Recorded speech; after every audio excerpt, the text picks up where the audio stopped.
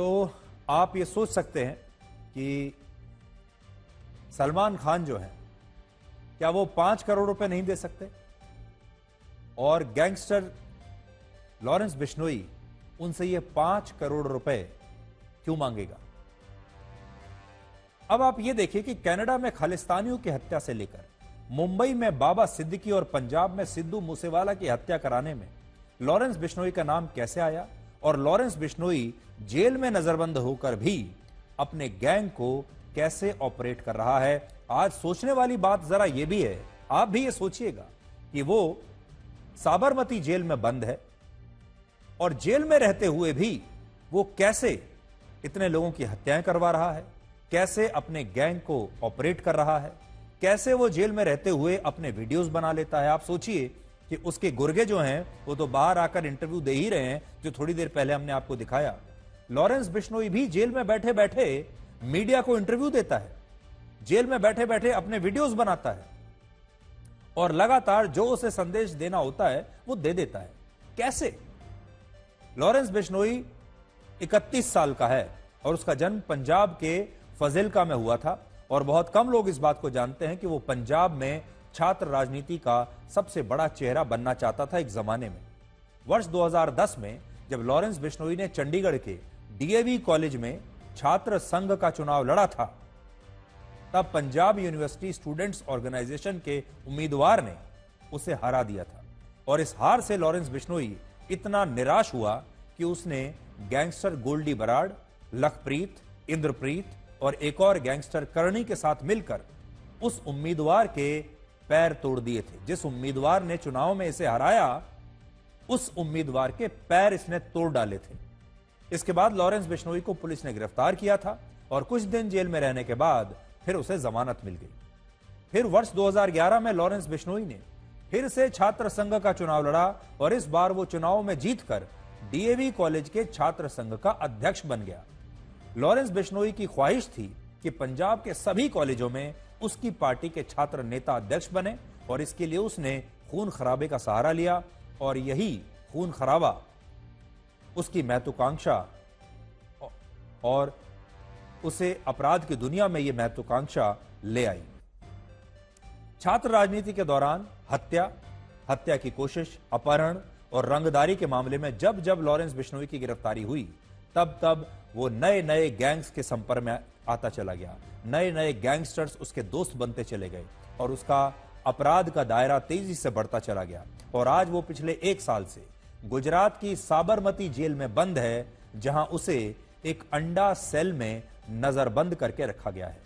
अंडा सेल में नजरबंद करके सबसे खतरनाक अपराधियों को रखा जाता है, आतंकवादियों को रखा जाता है, और उसी तरह का व्यवहार, उसी तरह की सजा इस लॉरेंस बिश्नोई को भी दी गई है। लेकिन आप सोचिए, इस सब के बावजूद कनाडा कहता है कि उसके यहां खालिस्तानियों की हत्याएं लॉरेंस बिश्नोई करवा रहा है।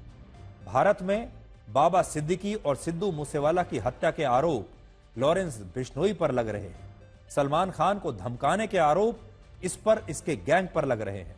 एनआईए के मुताबिक लॉरेंस बिश्नोई के गैंग में 700 लोग हैं, जिनमें ज्यादातर शार्प शूटर हैं।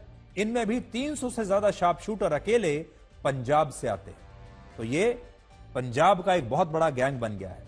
इसके अलावा कुख्यात गैंगस्टर गोल्डी बराड़, सचिन थापन, अनमोल बिश्नोई, विक्रमजीत सिंह, काला जेठड़ी और काला राणा भी अब लॉरेंस बिश्नोई के साथ काम करते हैं, और इन सभी गैंगस्टर्स ने नेताओं की तरह ही अपना एक गठबंधन बना लिया है। तो जैसे आपने देखा होगा, राजनीति में कई पार्टियां मिलकर एक गठबंधन बना लेती हैं। बड़ी पार्टी, छोटी पार्टी, अलग अलग जातियों की पार्टियां होती हैं, अलग अलग धर्मों की पार्टियां होती हैं, अलग अलग राज्यों की पार्टियां होती हैं, और फिर ये पार्टियां चुनाव से पहले गठबंधन कर लेती हैं और फिर चुनाव लड़ती हैं। अब ये जो गैंगस्टर्स हैं, अपराधी हैं, इनके जो गैंग हैं, ये भी अब आपस में गठबंधन कर रहे हैं। कोई गैंग पंजाब में बहुत मजबूत है, कोई राजस्थान में बड़ा मजबूत है, कोई महाराष्ट्र में बड़ा मजबूत है। इन सब के अपने अपने इलाके बटे हुए हैं, इन सब का अपना अपना एक एक्सपर्टीज है, और जो जिस हिसाब से सुपारी मिलती है, ये सारे लोग आपस में गठबंधन करके फिर उस प्रोजेक्ट पर काम करते हैं। आरोप है कि जेल के कर्मचारी और कई बार बड़े बड़े पुलिस अफसर भी इन गैंगस्टर्स को जेल से ऑपरेट करने में इनकी मदद करते हैं। और सोचिए, जब लॉरेंस बिश्नोई पंजाब और राजस्थान की जेलों में बंद रहते हुए भी बड़े बड़े टीवी चैनल्स को इंटरव्यू दे सकता है, तो वो जेल में भ्रष्ट अधिकारियों को खरीद के क्या क्या नहीं कर सकता। और जिस इंटरव्यू की हम बात कर रहे हैं, इसका मोहाली अदालत ने स्वतः संज्ञान लिया था और इस इंटरव्यू के होने के बाद जेल के कई अफसरों की भूमिका की जांच अब भी चल रही है। अदालत ने कहा कि जेल में रहते हुए, सजा काटते हुए एक इतना खूंखार अपराधी आखिर इंटरव्यू दे कैसे सकता है? उसके पास फोन कहां से आया, इंटरनेट कहां से आया, कैसे उसने जेल से बैठकर लाइव इंटरव्यू कर लिया? किसी ने सोचा ही नहीं। और आज हमने उसी साबरमती जेल से आपके लिए एक ग्राउंड रिपोर्ट तैयार की है, जहां बैठकर लॉरेंस बिश्नोई आज भी जैसे चाहे वैसे अपनी इच्छा के मुताबिक लोगों को धमका रहा है, सलमान खान को डराने की कोशिश कर रहा है, हत्याएं करवा रहा है और अपना नाम बड़े बड़े अखबारों में पढ़कर, हेडलाइंस में पढ़कर पूरा मजा ले रहा है। महाराष्ट्र की जानी मानी शख्सियत बाबा सिद्दीकी के हत्याकांड का जो मामला है वो पूरे देश में चर्चा का विषय बना हुआ है। उसका एक कनेक्शन गुजरात के साथ भी जुड़ता हुआ दिख रहा है। जो सक्की सुई है वो लॉरेंस बिश्नोई गैंग पे गई है और उन्होंने जो है सोशल मीडिया में पोस्ट भी किया था। अभी हम जो है वो साबरमती मध्यस्थ जेल में है, जहाँ पे एक विशेष सेल में लॉरेंस बिश्नोई को रखा गया हुआ है। साल 2023 के अप्रैल महीने में गुजरात एटीएस को ये कस्टडी दी गई थी। उसके बाद एनआईए का जो ड्रग्स केस चल रहा है, उसी विशेष कोर्ट में उसका केस चल रहा है और वही इसीलिए वो साबरमती जेल में जो है वो बंद है। पुलिस सूत्रों की माने तो उसे वहां पे रखा गया है साबरमती जेल में, क्योंकि ये साबरमती जेल का एक स्पेशल सेल है, अंडा सेल जिसको बोला जाता है। उसके अंदर लॉरेंस है, उसके साथ और कोई आरोपी जो है वो नहीं है और कोई कैदी वहां पे नहीं है, सिर्फ लॉरेंस अकेला रहता है। अभी की जो बात है उसके मुताबिक कोई भी एजेंसी ने अभी संपर्क नहीं किया है और अभी लॉरेंस गुजरात की जेल में है। ना ही उससे कोई पूछताछ की गई है, ना ही उससे अभी तक कोई मिलने आया है। अहमदाबाद से कैमरामैन जयमीन के साथ ब्रिजेश दोषी, आज तक। तो हमारे संवाददाता जहां खड़े थे, उस बड़ी सी दीवार के पीछे साबरमती जेल है और उसी दीवार के पीछे कहीं लॉरेंस बिश्नोई भी बैठा होगा।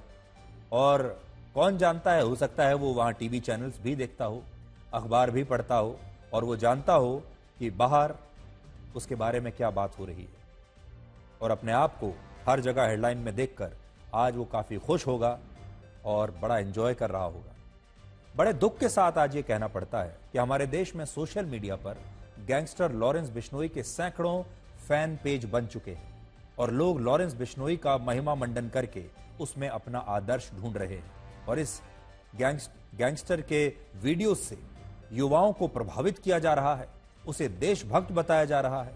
और यह ठीक वैसा ही है जैसे हमारी फिल्मों ने एक जमाने में अंडरवर्ल्ड डॉन दाऊद इब्राहिम का महिमा मंडन किया था। लेकिन चाहे अपराधी किसी भी धर्म का हो, किसी भी विचारधारा का हो, कोई कातिल किसी भी धर्म का हो, किसी भी विचारधारा का हो, हम यही कहेंगे कि यह गलत है। और लॉरेंस बिश्नोई जैसे अपराधी हमारे युवाओं के लिए कभी भी आदर्श और नायक हो नहीं सकते। अपने युवाओं से भी हम आज ये कहना चाहते हैं कि लॉरेंस बिश्नोई के बहुत सारे वीडियोस आप तक पहुंचते होंगे सोशल मीडिया के जरिए, फेसबुक पर आते होंगे, आपके व्हाट्सएप पर आते होंगे, जहां वो देशभक्ति की बड़ी बड़ी बातें भी करता है कई बार। लेकिन अगर आप चाहते हैं कि आपका जिंदगी, आपका जीवन भी, पूरा जीवन अगर जेल के पीछे, सलाखों के पीछे बीते, तो फिर आप उसे फॉलो कीजिए। लेकिन अगर आप चाहते हैं कि आप अपने परिवार के लिए कुछ अच्छा करें, इस देश के लिए कुछ अच्छा करें, तो फिर आपको क्या काम नहीं करना है, किसकी तरह नहीं बनना है, तो वो है लॉरेंस बिश्नोई। आखिर में हम यही कहना चाहेंगे, लॉरेंस बिश्नोई ने बहुत कोशिश की कि वो सलमान खान को डरा दे, लेकिन सलमान खान को अभी तक डरा नहीं पाया। सलमान खान के डरने के कोई सबूत दिखाई नहीं देते। सलमान खान को जो करना है वो कर रहे हैं। सलमान खान आज भी शूटिंग कर रहे हैं, शूटिंग पर निकले हैं।